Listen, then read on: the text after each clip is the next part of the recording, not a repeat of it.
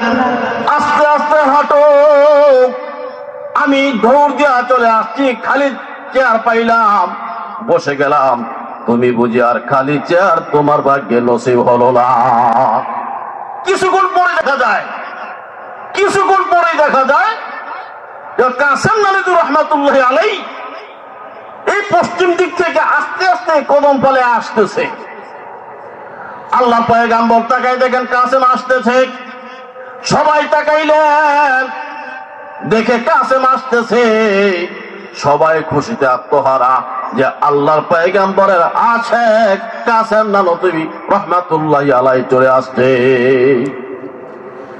যখন কাছে আসলেন কাসেম নানুতুবি রহমাতুল্লাহ আলাইহি আল্লাহর পয়গম্বরের সাথে মুসাফা করলেন।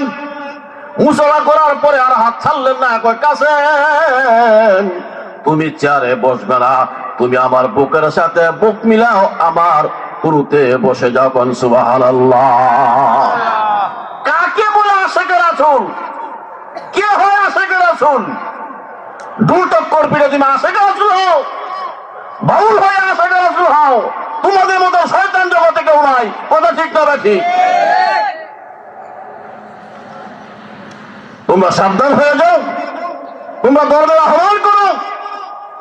এত বছর পর্যন্ত তোমাদের কিছু বলা হয় নাই, বহুত কিছু বলেছ করেছ,